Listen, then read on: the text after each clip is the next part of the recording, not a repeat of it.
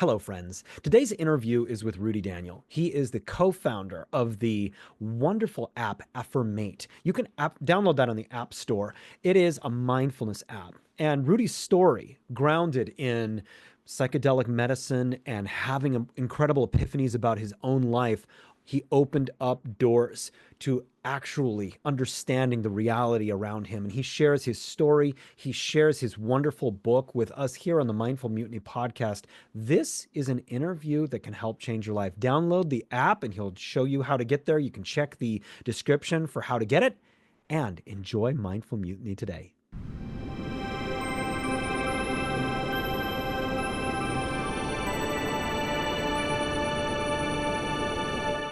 Welcome to the Mindful Mutiny podcast. I'm Jeremy, and I founded Mindful Mutiny as a podcast, a community, and a commitment to live a high-frequency life. I want to help you cultivate purpose, clarity, and structure. I'm an experienced therapist, transformational coach, former executive, and psychedelic specialist. Go to mindfulmutiny.com to subscribe to my newsletter, schedule a consultation, or just to get more information about what my coaching can do for you. If you support positivity, I'd be honored to have you as a Patreon subscriber. On Patreon, there will be bonus material and a community of Mindful Mutiny fans that believe in human potential and living a high-value life. Also, check out the link in the description for my spring store with merchandise that supports the Mindful Mutiny podcast. Mindful Mutiny is sponsored by Exponential Intelligence. Exponential Intelligence teaches you how to raise your consciousness and be the most wise, evolved, and brilliant version of yourself. See the link in the description of this podcast to learn more about this incredible sponsor.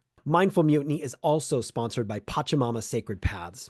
Pachamama's mission is to facilitate individual awakening through sacred plant medicine, spiritual retreats, and ancient teachings, ultimately contributing to the collective ascension of consciousness. With over a decade of experience hosting retreats, Pachamama is distinguished by its commitment to ancient wisdom, shamanic practice, and ethical care for participants. See the link in the description of this podcast to learn more about this incredible sponsor. And now, on to the show. Welcome to the Mindful Mutiny podcast, Rudy Daniel. Rudy, thank you so much for being here. Thank you for having me, Jeremy. Excited to be here. Rudy Daniel's journey of self-exploration began in his mid-30s when he sought deeper meaning beyond the routines of daily life. Immersing himself in Eastern traditions like Hinduism, Buddhism, and Taoism, along with Western philosophy and science, he discovered a transformative approach to living mindfully and with intention.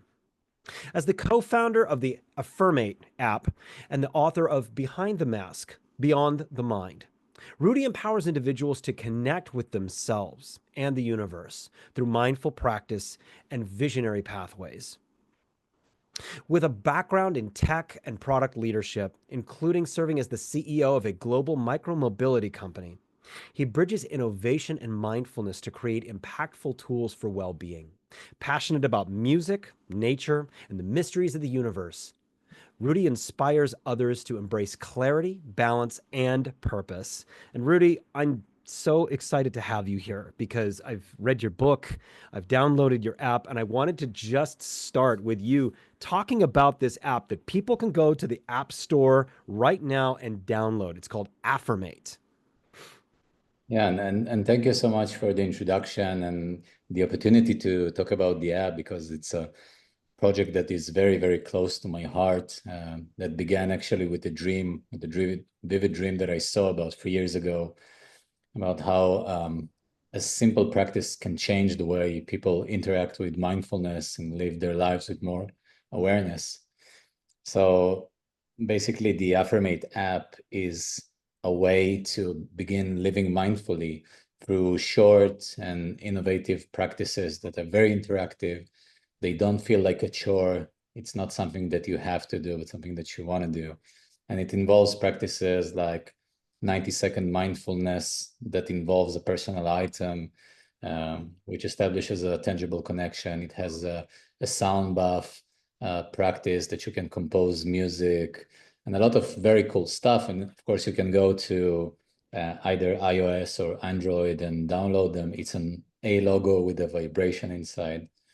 And yeah, and thank you for downloading it. Appreciate it very much. Yes, absolutely. Here's a couple of things that I really like about the app. Number one, it's elegant. It's really elegant, and it's very customizable. It's really a beautiful app. There's all sorts of different music on it and everything like that. The other thing is the monthly or yearly subscription is very, very affordable, and that's a wonderful thing as well. And also, so one of the specialties that I have is ADHD, working with people who are, because I have ADHD. Mindfulness and meditation can be a real challenge for people who are neurodivergent. And the cool thing about this is that the mindfulness, it's very directive and they tend to be short and it's very impactful. You made this so that it was kind of for the person who wants to get into meditation and has had challenges in the past and is not sure if mindfulness is really for them. Can you kind of talk about that a little bit? Yeah, and I think you kind of nailed it because we are using the bad habits that people have today with short attention span and doom scrolling and doing all these short negative practices, and we turn it into something positive. So even if you don't have ADHD and you try the classic way of meditation, it will be a great challenge for you. I would say that 99% of people that I've spoken with, and I love the practice of meditation, they have developed what I call a meditation fatigue after a month or two of trying that, because it's very, very hard for us in the West to close your eyes and think of nothing for 10 minutes. You will soon find your most inner demons and thoughts about all different stuff. Is it hot in here, cold in here? Your leg is kind of itchy. You're thinking about the email, or you're thinking about tomorrow or yesterday, and you're not meditating. And it's really a horrible experience for most people. But in this regard, mindfulness is a whole different thing. It's not about a specific method, but it's a specific mindset. It's a mindset of being aware, of being present. And what we're trying to achieve is to capture your attention for a short span period of time in which you are compelled to be a part of this practice. And with time, it evolves to something that I call mindful living. So everyone, especially people that are from the Western part of the world that are not used to practices like meditation, which has a great cultural context from the East and lacking in context in the West, they can practice mindfulness and turn it into a beautiful way of living. So I think this is the great difference between the ordinary or classical way of doing meditation and the way people can approach mindfulness. Yeah, it's something that your app makes mindfulness really approachable because you can just say, I've got 90 seconds. I've got 90 seconds to just pull this in. I can do this. And as far as doom scrolling goes, I think that is definitely epidemic throughout the world and it's changing people's perspectives.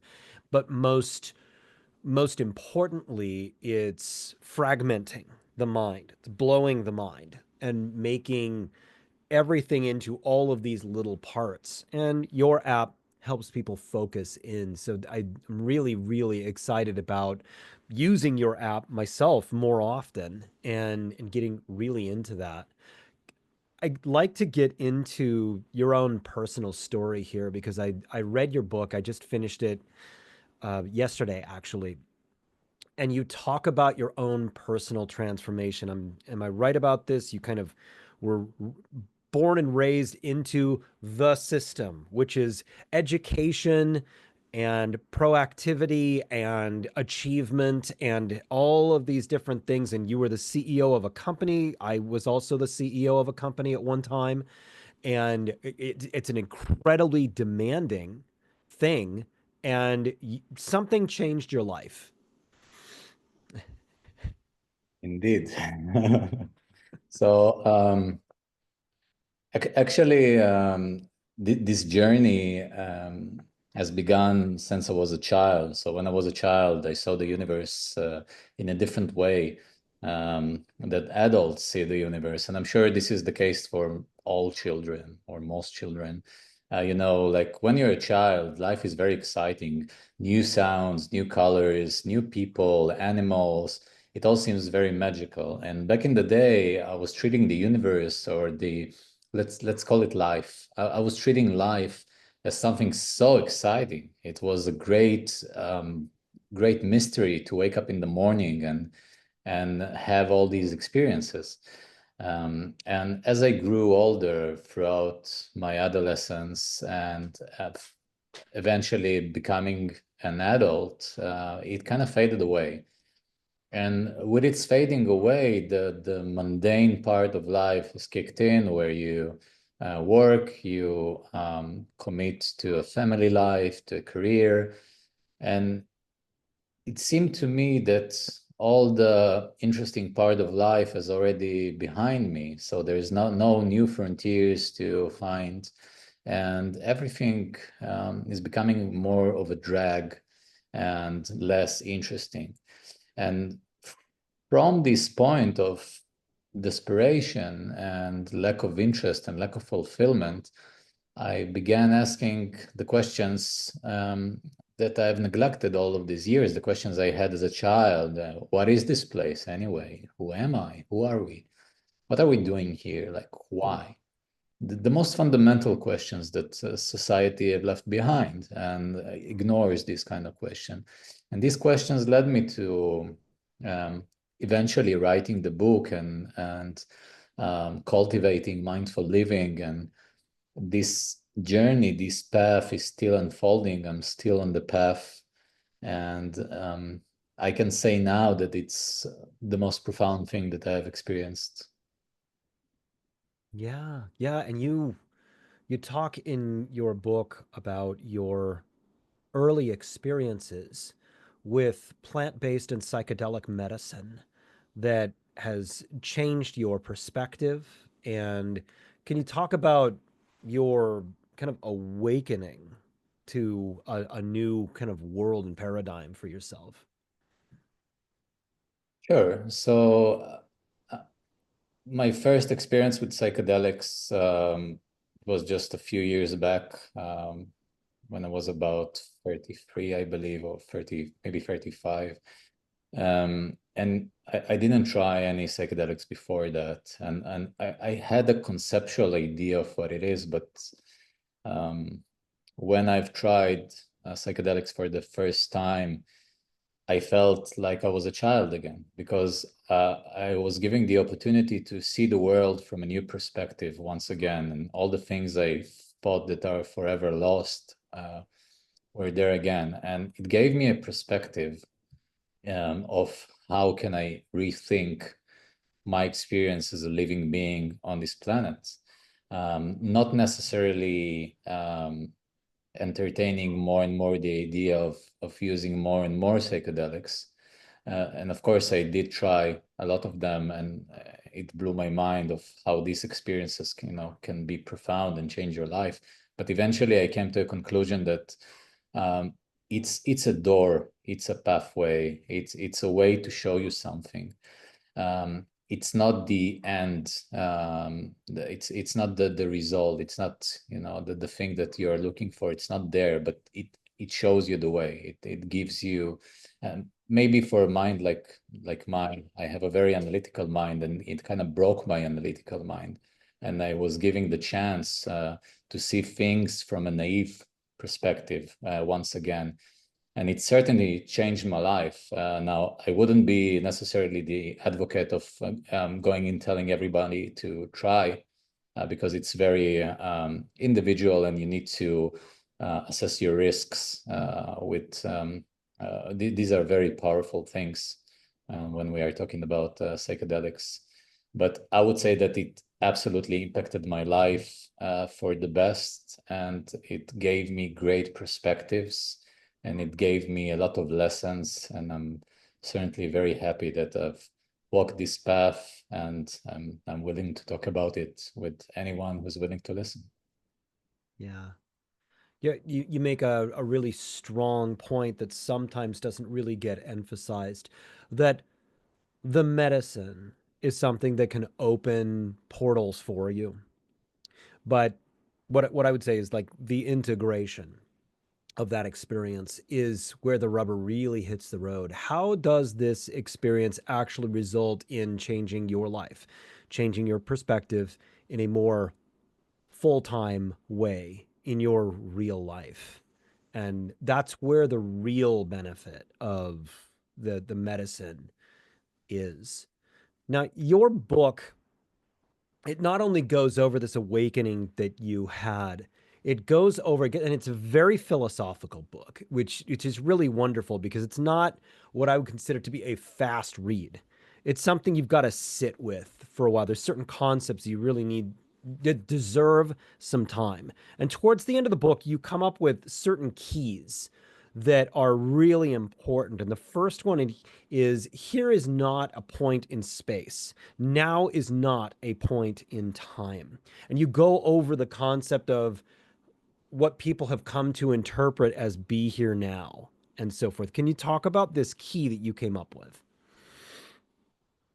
Yeah. So maybe to begin with, I would say that it's not that I came up with this idea. This idea is well rooted in the Eastern philosophies, beginning with the Hindu philosophies and the Buddhist philosophy. And it is just, it is the same core idea that is resonating through all religions and all teachings, but in different words. So basically, the idea of my book was not to try and create a new belief system or try to create a new dogma or tell you how to live your life, but the idea was to shatter your belief systems, to question your belief system, and a lot of people, and that includes me. We have biases. We have biases about life, about who we are. So in this regard, we have bias about what is space-time. And when people say be here now, people usually think about general relaxation. So, but when I'm talking about be here now, I'm emphasizing the traditions of the East that are pointing that here and now are beyond time and space. This is the infinite presence of your being. And I'm trying to describe it with words, which is like a mission impossible, basically, because words can get you so far. And even though I love entertaining philosophy, and it's certainly a great hobby of mine, I would say that clinging to the words themselves is not the right way to go about it, but trying to see the finger that is pointing to the moon. And what I'm trying to do with this point of look beyond time space is I'm trying to point out to the infinite. And this is just one of the things that I'm trying to do in this book. And I would say, Jeremy, that it would be quite difficult for someone that is new to this kind of conversations to entertain such idea without the proper context. And I would say that the best way to go about it is before you reach questions like what is time and what is space, maybe people should start with asking themselves who they are, which is the most fundamental question, because everything you know through the prism of who you are. And this is the basic point that I'm trying to showcase in this book, and I'm trying to draw your attention towards it. Like, who is the one that is asking the questions? Yeah, I hope that answers your question. It does, and this is a theme throughout your entire book is to just simply question everything. Question everything from what you were taught to believe, what your reactions are, why you are having a certain emotion at a certain time, where you get your foundational ideas about how the world is, where, and maybe I'm editorializing, where you learned a piece of history and is it real? And to actually ask yourself these questions. And it goes back to you talking about the childlike mindset from the perspective of total openness, total wonder, total investment in the learning process, and stop necessarily feeling like you you understand everything, because when you really look at it, you probably don't. Yeah, there is a great difference between understanding something intellectually and knowing something. So maybe for people who want to create an experiment for themselves, and I'm all up for making experiments because I think that true philosophy or true religion should be one that you can test. If it's something that you cannot test, it's just basically, it's like musical jazz. You just play with words, and there's no a lot of meaning to that. So to realize the great difference between knowing something intellectually or knowing something with your mind, um, intellectualizing something with your mind or knowing something, you can make the simple experiment of, let's say, I would say, can you move your hand? And you can do it right now. I mean, you can just move your hand. And then I would ask you, how do you do that? So you would sit and think, well, how do I move my hand? And if you start breaking it into phases, you would see that you are not calculating anything. You're not breaking it into a million phases of moving these muscles or these fingers or pointing at a certain angle or doing anything like that. And if you intellectualize it of how you do this natural movement, you will come to a conclusion that you have no idea. But in the same time, you know how to do that. So it's a great paradox. You do it easily. And if you take the most sophisticated doctor that is a physician, or she's a physician and she has learned all her years of how the human body works, still, you and her, you will have the same ability to move your hand. In the way of knowing, you have the absolutely same knowledge. Maybe she has more intellectual ideas of how you do it, but basically this is true knowing and this is intellectual entertainment.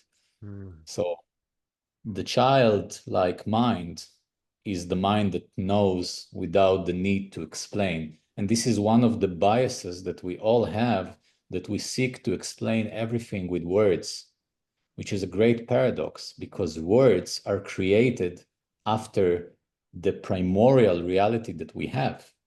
The first person who ever stood next to water pointed to the water and said, water. But before the word was said, the thing itself was there. So it's only a way of description. We only describe reality with words, and people confuse reality with words.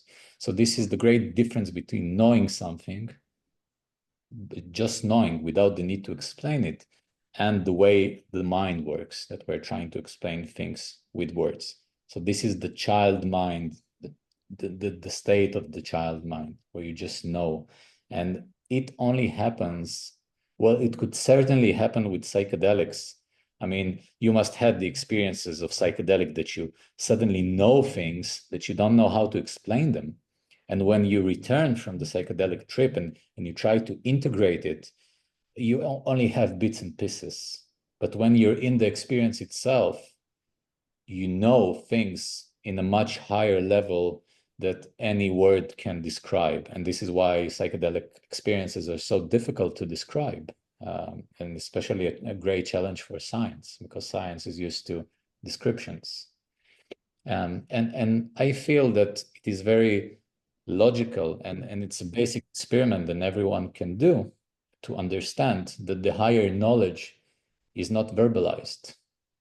The higher knowledge is just the knowledge of a child. It's a mind of a child. Hmm.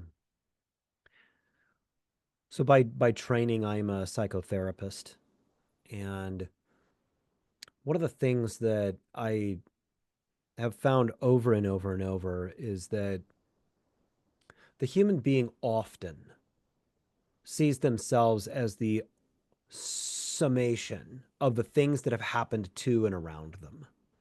And they build an identity surrounding those things.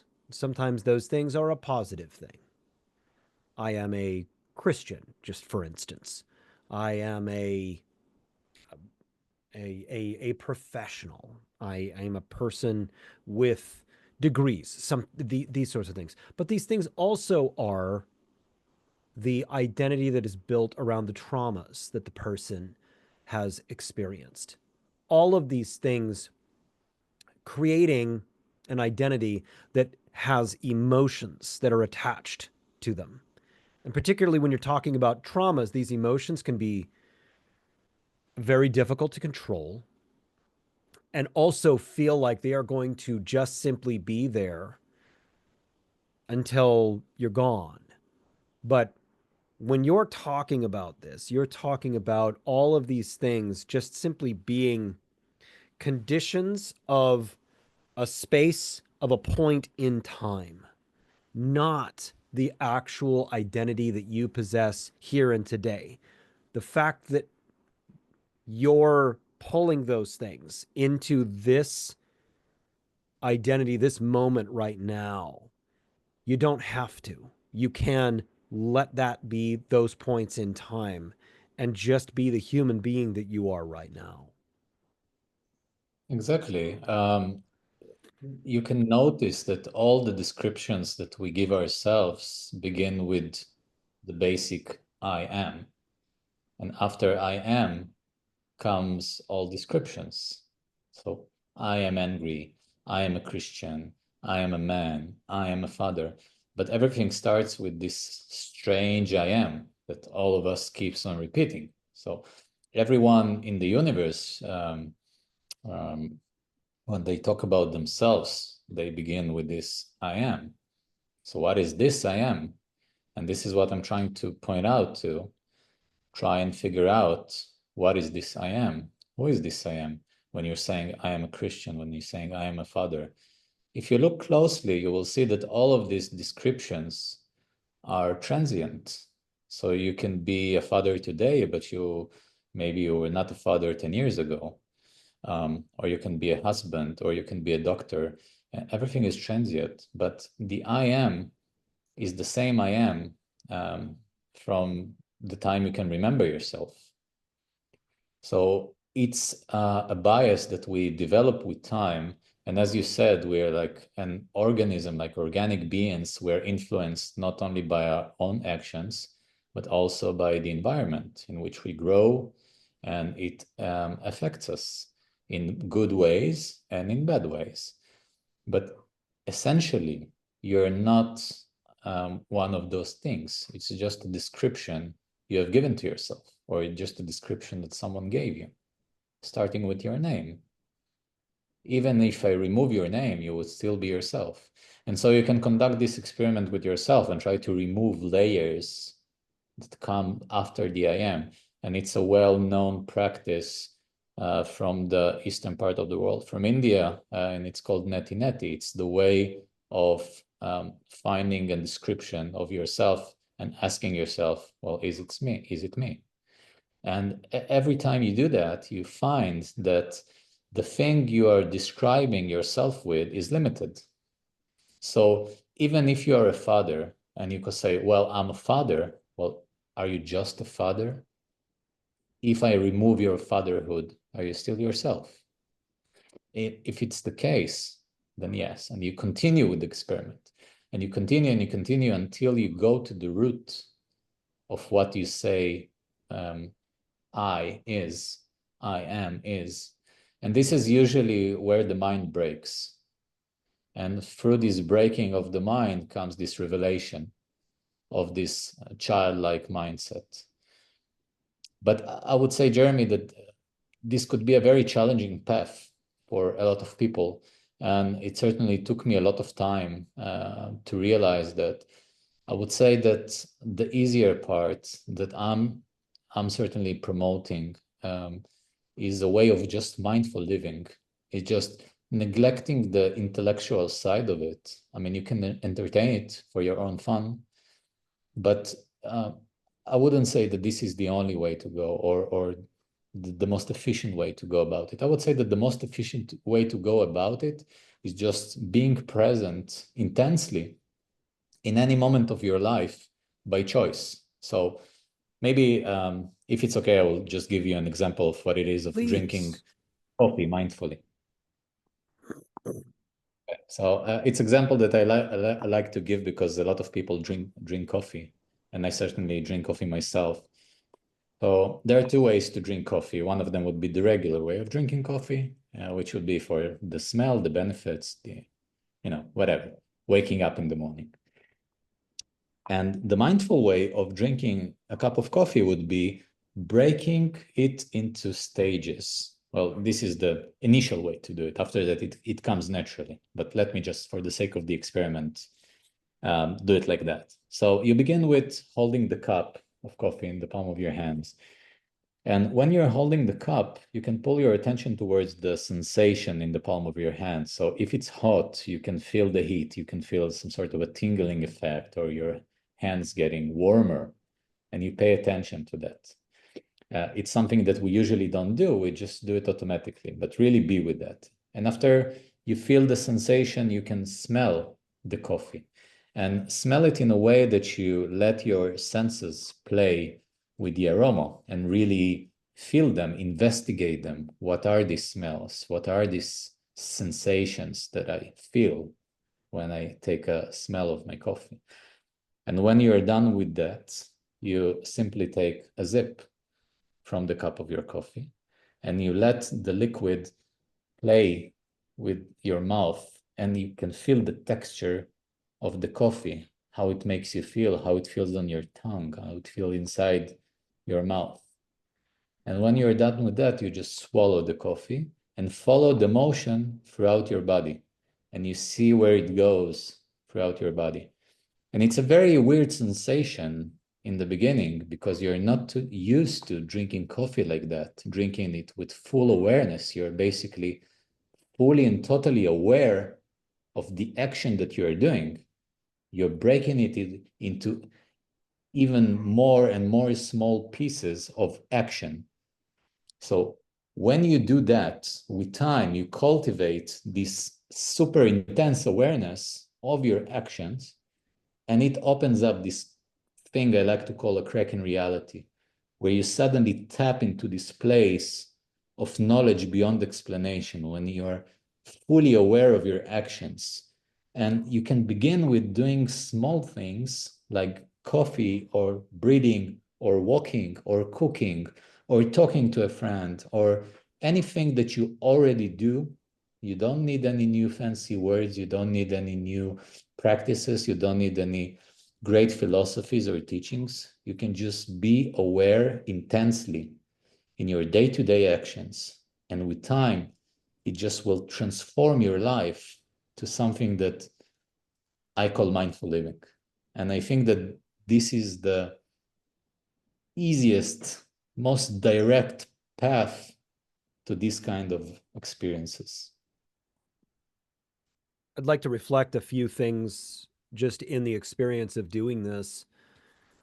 We have these wonderful inventions, and this keeps my coffee warm for a really long period of time so that I can sip on it throughout the morning. And it's really a wonderful thing. It also isolates the coffee from me. I put my hand on the bottom. I don't feel anything warm. I feel the metal. And when I excuse me, I'm getting over a sinus infection. I apologize. Of course, that happened in the middle of me making a point. But in order to actually smell the coffee, I have to put my nose right over this small space. I think it is a bit of a of an indicator of how we have isolated ourselves from mindful living, because you have a cup that you can feel the warmth through. It's a tactile experience for your fingers, for everything. This makes sure I've got my wake up juice on the go and I don't spill it in my cup holder in the car, which has its own utility, which is great. But it also isolates us from the actual mindful experience. And I think that if we go through our lives and recognize how many things isolate us from the mindful experience of things, Maybe that is your dishwasher, which does a wonderful job of washing your dishes, but you are not standing there with the water and the soap going through your own fingers and doing the duty of cleaning and organizing in your home. And that these things are very grounding in our lives, and we've kind of mechanized our lives to isolate us from much of what we would consider to be mindful, intentional investment and engagement in the things of life, because it's a different experience when I get served a wonderful coffee on a saucer and everything. It's a different experience than towing this awesome thing around. It's really interesting. I just not something that I think about. I think you made a beautiful point of how we mechanize our lives. But I wouldn't say neglect your great new advanced cup of coffee. You can just do something else. You know, your life is full of experiences, and with time, yeah, you can pick and choose where you want to put your attention. Because in the end of the day, we are not living in a remote forest. We are living in the modern world where we have cars and phones and we have technology, and I think it's a blessing. Of course, it's also a curse, but it's also a blessing. Take this podcast, for example. You're using technology to reach out to a great amount of people and promote things like mindful living, which is a great thing to do with technology. So you can pick and choose where you're being mindful and aware. So if it's not the cup of coffee, it could be waking up in the morning. You know, you can do the same when you wake up, and instead of waking up and jumping to see the messages on your phone, you can just pay attention of how your body awakens in the morning, which is a beautiful experience of itself. How your muscles feel, your eyes, the texture in your mouth, the air you breathe. So you can start there, and with time, you will find your preferences. You don't have to be constantly mindful, intentionally about every action that you do, because it will become a chore. You just pick something that you like and invest yourself in that moment, even if it's 20 seconds, 30 seconds, 90 seconds, whatever it is. Just be intensely aware, and with time it will just integrate. And this is why I think that it's the easiest path to reach this kind of life. Can you talk about the final key in your book, which is not forcing? Sure. So it is idea that I draw, of course, from the Chinese philosophy of the Wu Wei. Wu Wei is literally, and the translation is not forcing or without force. There's a lot of translation, but I feel that it's the best one. Not forcing. So I love drawing my conclusion from nature, because if there's something I feel trustworthy in life, it would be the way nature unfolds. Of course, we all, as human beings, are products of nature. We are the continuous of nature. And if nature behaves in a certain way, it's a great indicator for us how to behave in order to be in harmony, because we can see that there is a great harmony in nature. We have summers and winters, and everything works beautifully. You know, you don't wake up every morning and worry about if the sun will come up or not. It happens on its own accord. And you don't have to think about the relationship of bees and flowers and oceans and the way the moon impacts our waters. Everything works beautifully. And you don't see that it is forced. Nature, by definition, is not forced. Everything is working according to the nature, the rhythm, the natural rhythm of nature. And in this case, I feel that forcing is a product of the mind. Forcing is trying to create circumstances that are under your control. And if that was the case, then nature was built to be around a specific control of a human being that was a complete chaos, because all of us, we want different stuff. You remember the movie Bruce Almighty, when he's playing God and everyone asks, and give me this, give me that, and he just agrees with everyone, and it creates a great chaos. So I think it's a good example of when we are trying to do something in the behalf of our controlling minds that want to force everything, that want to force reality, we are just creating a negative force that grates against us. And we are paying with anxiety, we're paying with depression, we're paying with fear. Not forcing is letting nature flow through you.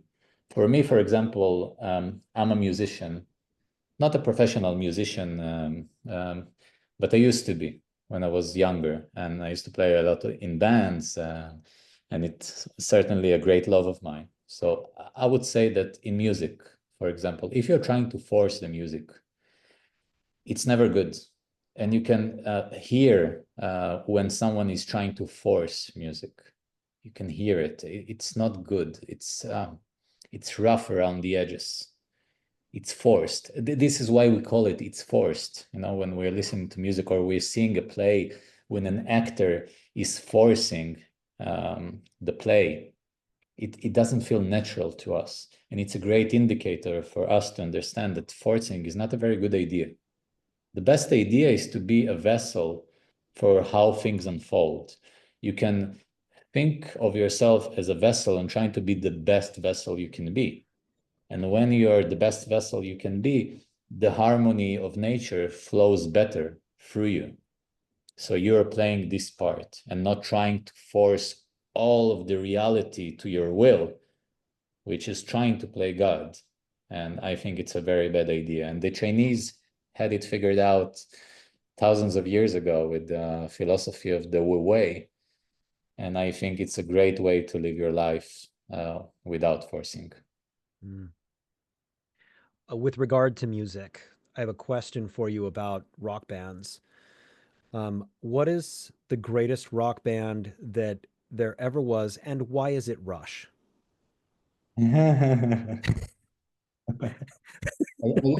As you said, Rush, I already have a song in mind. I have the melody. Oh, wow, there's so great, so much, so many. Oh man. I can say that for me, Pink Floyd was a great influence. Yeah. Great influence on my music. David Gilmour as a guitar player. But there are so many, I used to be a metalhead when I was young. Yeah, me So too. yeah, so Rush, of course. And yeah, I mean, what happened to music? We need to bring some rock back, to mainstream. Music today is forced, if we're talking about forced music. Today we're listening mostly to music that is capitalizing on making money and not bringing forth the art of the musician, which I think is too bad. But luckily for us, great music is never forgotten, and we have a lot of great music to go back and listen to with streaming services we have now. And this brings me back to why technology is good. So Yeah, I have to wholeheartedly and emotionally agree with you with regard to the state of popular music today, which is so mechanized and so produced and so much sugar in the grooves. It's so packed in with unchallenging hooks. It's hook built on hook, built on hook, built on hook, instead of something that develops. And there's a lot of really fantastic YouTube videos that go over the anatomy of a modern pop song and how mechanized they are and how they are produced stanza by stanza and then linked together in after production, and the way that that homogenizes just the song within the song. It's the same chorus line that you're hearing four times in that song, like the exact mathematical same one. It's not like it develops like an older musician. Like I love listening to old Michael Jackson songs because you hear all these pieces of the song that build into it, and then by the end, your head's exploding with, "Oh my God, I can't believe like how that built." And honestly, my first psychedelic experience that I did with a friend who was very well versed in this sort of thing was at a Roger Waters concert, and very familiar with the music and so forth. And he put on an amazing show, and it was transformative, not only because he put on one heck of a wonderful stage show, but because I was going through this incredible personal journey in myself that was totally life changing. That was a moment in my life that changed the trajectory of me, and music was the vehicle for that. And I'd like to kind of like make my own point and bounce it off of you and see how you feel about it in my own observation of the world today. Outrage and cultish thinking is how the world is being thrown into ultimate chaos. And this cult like thinking is fostered on through the siloed approach of information and the control of information and ideas that create people who are absolutely ironclad certain that their perspective of the world is the true reality. And then they build an identity around that. And when a chink in the armor is discovered, or that side does not end up prevailing in some way, the person ends up falling apart because there is so much investment in concepts that are outside of the true here and now. And you write in your book about the freedom from concepts. That is stability, that is anchoring. Okay. And I see people who are completely fulfilled or destroyed, distraught, on the verge of and experiencing mental breakdowns over information throughout the world that in many ways does not affect them. And it's leading to an epidemic of mental health problems and raising children with exceedingly distorted concepts of what the world is and what it is not, that is creating a generation that has minds totally filled with chaos. And it's a good time to be a mental health clinician, but it's a rough time to be somebody who is truly observing friends and family that have been taken in by one side or another or another or another.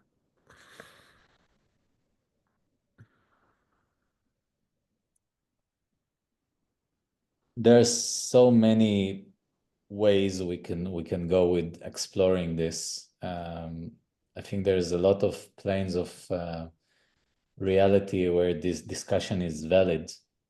But let's say on the usual regular level that everyone seems to understand, it's a very difficult time. It's a time of great depression, anxiety, and I feel that it's becoming the greatest pandemic of the years to come. People feel lonely, people feel lack of fulfillment, people feel confused. And as you said, it's a good time to be in the mental health business, but it's a bad time for humanity in this regard. But also, I can feel from another side that this is a great chance for transformation. If I look on my personal journey, I feel that when it kicked in, the yearning of transformation, it was from the lowest point of desperation. And this is the way life works. It pushes us to the edge and then it kicks us back up. So it could be a great chance for humanity. So I wouldn't give up on hope in this regard. You know, it's like you're looking at the stock market and you see that there's always a trend towards up, if you're looking like 5 years or 10 years. But if you look at one day, it's very volatile. So it's very scary. You know, it goes up and down and up and down, but this is the way life works. And I feel that with time, the overall trajectory is positive, because look at what's going on now just in the frontier of plant-based medicine. I think there never was a time in history where there was such a great consensus among so many people that this is the new way to explore consciousness. I mean, it used to be banned, it still bans some of it, but it used to be banned, ridiculed. People talked about psychedelics as if, you know, you would go mad or lose your mind and it's a crime against humanity. But look at what's going on now. I mean, I'm listening sometimes to Terence McKenna, who used to talk about it back in the 80s and the 70s, and seeing how it changed from back then to where we are now. So in this regard, I feel that we have a great opportunity as humanity to make this jump forward. And a lot of times before the great big next jump in evolution, there's great pain, great recession. And it's a mental recession that we're experiencing at the moment. But I think it's a good sign overall. I know it may sound, you know, too much optimistic, but this is the way I perceive the present moment, that we are on the brink of a great leap forward. Here comes the point in this podcast where I tell you what I love about you. I love that you have written a book that I find to be heavy. Heavy in its knowledge, heavy in I want to go back and read it again. And then I want to go back and read it again. I feel like it's such an important set of ideas that I feel personally challenged by it. What I love about you is your ability to create a total presence of calm intellectualism and groundedness in this conversation. I love your humility and I love your total change in your life to start bringing mindfulness and peace into the lives of so many people in the world who you'll never meet. That you've built something that can help people ground their thoughts in a world of chaos. You've built something that can bring peace. You're a bringer of peace. What I love about you is that in this conversation, you have been totally consistent and you've been grounded in strong principles that go beyond both of our lives. And I love your your ability to just demonstrate in real time the importance and the profound nature of the simple in our lives just through a cup of coffee. I love your total dedication to this, and I love that you're doing a startup, and startups are difficult, and that you're bringing this wonderful concept of peace, groundedness, and and self-love to the world.